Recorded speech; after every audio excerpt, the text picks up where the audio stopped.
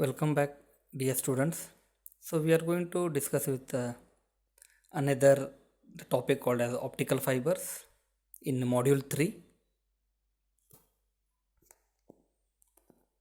Let us begin with some the brief history regarding the optical fibers. So it was in the year 1954 the John Tyndall he demonstrated to the Royal Society that the light could be traversed in a curved path. Already we are aware about the Tyndall effect. So light could be conveyed means light can travel along the curved path. So this was the first time he showed that we know that the light travels in a straight line, but he showed that the light can even travel along the curved path. The second, the important the milestone is in the year 1880, it was Alexander Graham Bell who invented the photophone. So this photophone it has a speciality that using the sunlight the voice signal can be transmitted over a distance of around 70 to 80 feet. A very small distance. The voice signal can be transmitted using the sunlight. So these are the two important milestones in the field of the optical fiber. That is, the John Tyndall he showed that light can take the curve path. Second, the voice signal can be transmitted using the light, that is sunlight. So with this the brief introduction, now we'll move to the optical fibers. Now we'll try to understand the basic principle behind the optical fiber. The basic principle behind the optical fiber is total internal reflection. So what exactly this total internal reflection? We'll try to understand.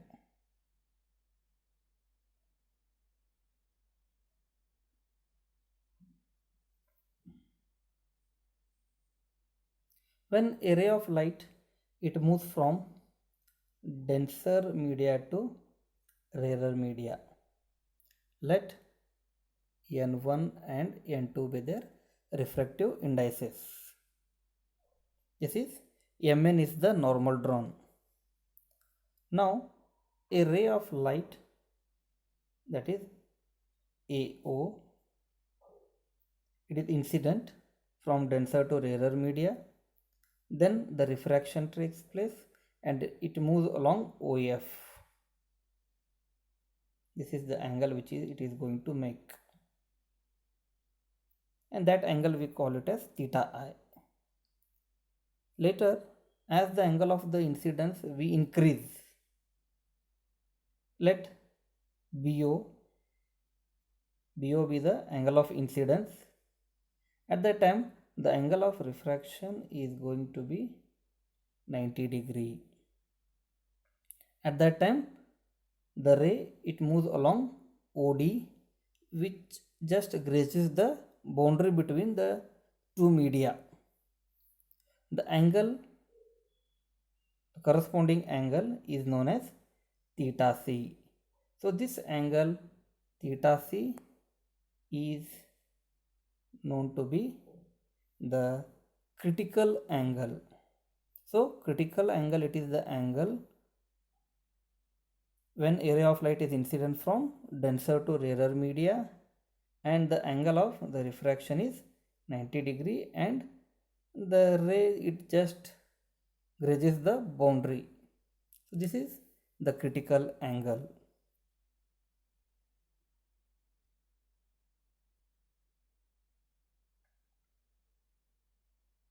Now with this the brief the background, now we would like to define what exactly the critical angle is. It is nothing but when a ray of light is incident from a denser media to a rarer media and the angle for which the refracted ray grazes the boundary surface is known as critical angle, which is known as theta C. Now what is the total internal reflection? This total internal reflection,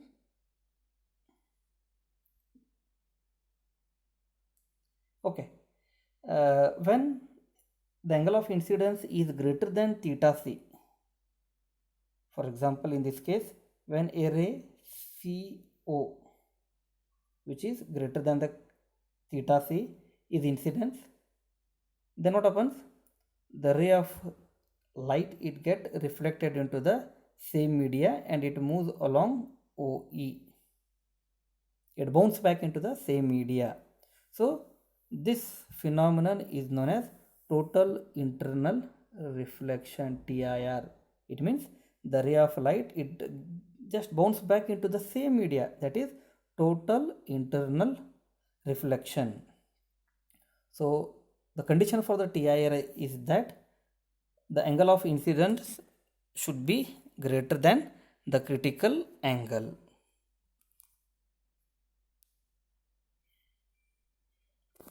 Now how exactly we are going to define the total internal reflection?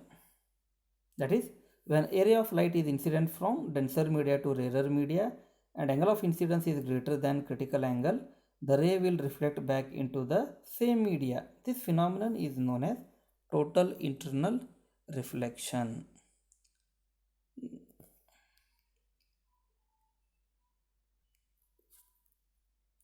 Now we would like to derive the equation for the theta c, critical angle. Now we are all familiar with the Snell's law. So according to the Snell's law, it is given as n1 sin theta I is equal to n2 sin theta r.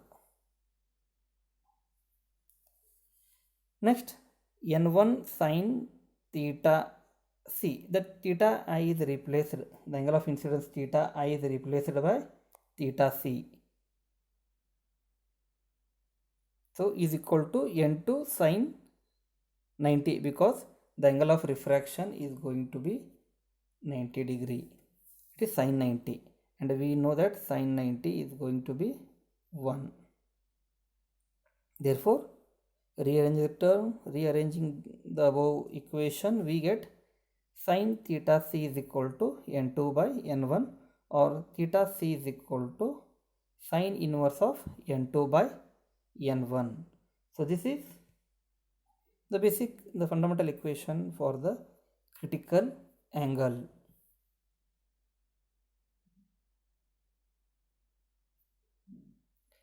Next, we'll get back to the what exactly the optical fibers are.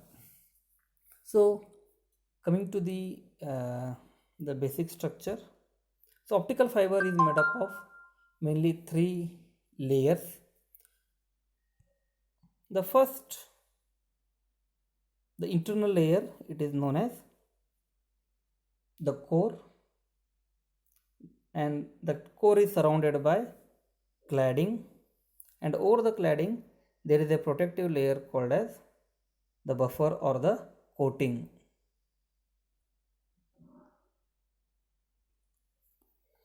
Now let us try to understand the structure in detail. So this is the core of the fiber, so which is surrounded by the cladding. Over the cladding there is a protective layer. Its cross-sectional diagram is given below here. The core and the cladding and the buffer. Now what exactly the optical fiber is? So optical fiber, it is nothing but a thin hair-like structure. Its dimension is equal to the dimension of our hair. So it's a thin hair-like structure. It's a flexible, transparent strand of highly pure glass. It is made up of a dielectric material, that is the glass, through which the light is transmitted from one end to the other end based on the principle of total internal reflection. That is nothing but the core. Over the core, another dielectric material, it is surrounded, it may be a glass, or sometimes it may be a polymer also, which is having a lesser refractive index compared to the core. Then as we discussed, over that a polymer coating is for the it acts as a protective layer. So this is nothing but the basic structure of the optical fiber. Now with this we'll move to some basic terminologies which are associated as far as the optical fibers are concerned. The first is the acceptance angle and the acceptance cone.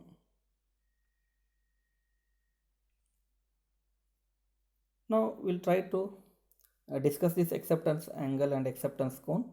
First we'll discuss in detail about the diagram.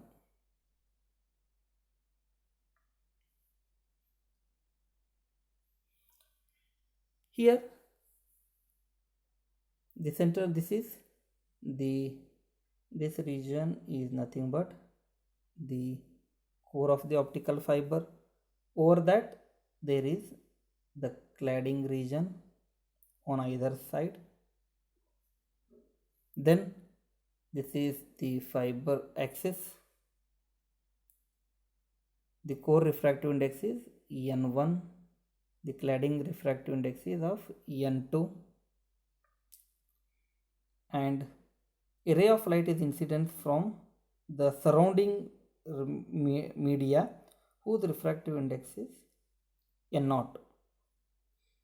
So OA is a incident light which makes an angle theta I with respect to the fiber axis. Then theta R is the angle of the refraction. It moves along AB and it hits the point B. Then it undergoes the TIR principle and that particular ray it propagates inside the fiber. So with this the brief background, so we are going to derive the equation for the acceptance angle.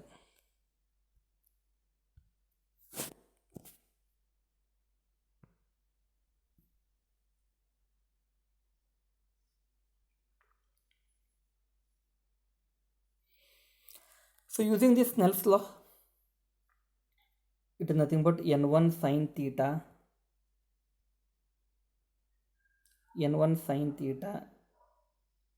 I is equal to N2 sin theta R.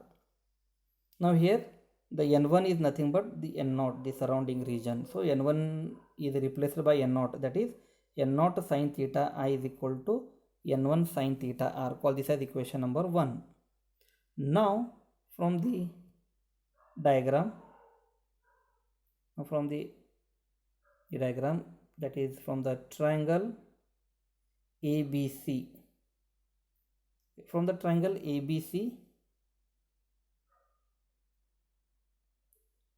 sin of theta R is equal to sin of 90 minus theta. So this is going to be 90 degree. Therefore sin of theta R is equal to sin of 90 minus theta. So that is nothing but the cos theta according to the trigonometric relation. Now substituting this value of sin theta R, that is equal to cos theta, in the above equation number 1. So that equation reduces to N0 sin theta I is equal to N1 cos theta. Call this as equation number 2a. Now from the trigonometric relation we know that cos theta is equal to square root of 1 minus sin square theta. So this theta, now we are going to replace it as theta C. Theta is replaced by theta C because that theta is we have taken as the minimum the angle which is required for the TIR, that is the theta C. Therefore that theta is replaced by theta C. Therefore it is square root of 1 minus sin square theta C, that is equal to square root of 1 minus n2 square divided by n1 square, because previously in the equation the theta c is equal, we have discussed sin theta c is equal to n2 by n1. Therefore it is n2 square by n1 square. Rearranging the term, we get this is equal to square root of n1 square minus n2 square divided by n1 square. Now the value of the cos theta, okay, the value of the cos theta is equal to square root of n1 square minus n2 square divided by n1 square. So this, the value of the 3 we are going to substitute in equation number 2a. Okay, therefore it will become n0 sin theta I is equal to n1 into square root of n1 square minus n2 square divided by n1 square. That we are going to observe in the next slide.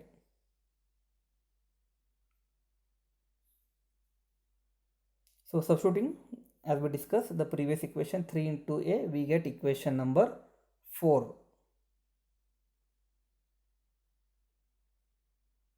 So this is the equation number 4. Now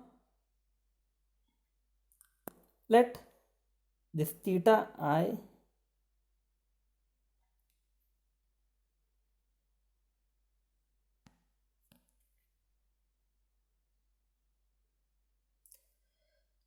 let this theta I is equal to theta A.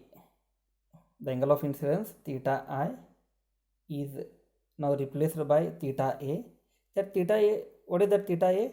It is the maximum angle related to the fiber axis. So this is the maximum angle related to the fiber axis. So this particular angle theta I, now it is replaced by theta A. So that is the maximum angle related to the fiber axis.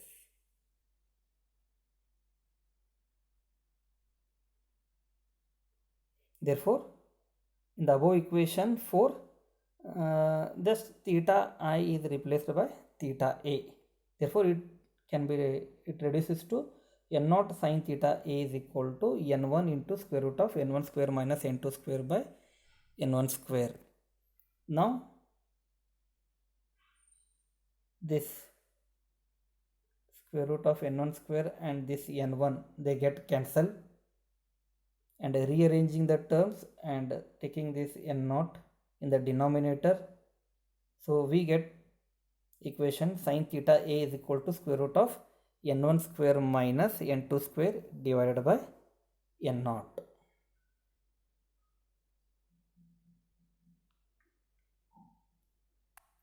Now if the surrounding region where exactly the light, okay, the incidence takes place, the launching area, that n0,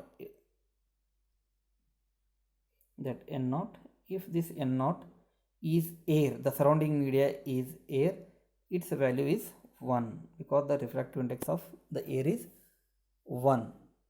So for the general consideration, we take the surrounding media as the air, therefore we take its value as 1. Therefore the above equation may be written as sin of theta A is equal to only square root of n1 square minus n2 square, or this theta A is equal to sin inverse of square root of n1 square minus n2 square. So this is the equation for the acceptance angle. Theta A is equal to sin inverse of square root of n1 square minus n2 square. So it is a very interesting thing to know that this acceptance angle, it only depends on the refractive indices of core and cladding. Now how exactly we are going to define this particular the acceptance angle? Here we can say this, the maximum angle theta A, it is known as the acceptance angle. This theta I is replaced by now theta A. Now to define it, the acceptance angle, it is the maximum angle that a light ray, here we can define, it is the maximum angle that a light ray can have relative to the fiber axis such that it propagates down the fiber. So this particular angle we are going to call it as theta A. So this is the theta A, that is nothing but it's a maximum angle with respect to the fiber axis. Okay, now this is nothing but the acceptance angle.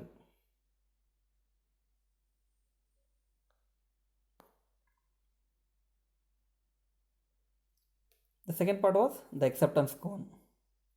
So referring to the previous diagram, here we try to understand what exactly the acceptance cone is. So this theta A already we have defined, that is the acceptance angle. Similarly, from the other side we can have the theta A. So this theta A plus theta A altogether it becomes 2 theta A. So this is the 2 theta A, it is going to form a cone. So within that cone, if any of the ray of light is incident, it propagates down the fiber on the basis of total internal reflection. So that light is guided. So this, the cone which is formed 2 theta A, it is known as the acceptance cone. So this 2 theta A, it is the cone formed within which the light ray accepted and transmitted down the fiber. So this is nothing but the acceptance cone 2 theta A. One more interesting thing we would like to highlight here. So here we can observe the yellow, the light.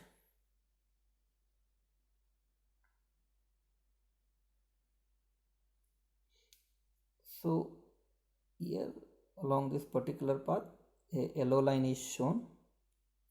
So this ray of light, it enters the fiber, okay, and as its angle, okay, it doesn't fall within the 2 theta A, the yellow color line, it doesn't fall within the 2 theta A, therefore it comes and hits the surface here at this particular junction. Here what happens? It is not going to obey the TIR, means the angle of the incidence is less than the acceptance angle, that is the critical angle. Therefore, instead of deflecting back into the same media, it gets into the second media, that is it gets into the cladding, thereon to the surrounding region. So that particular we are going to call it as loss, the fiber loss.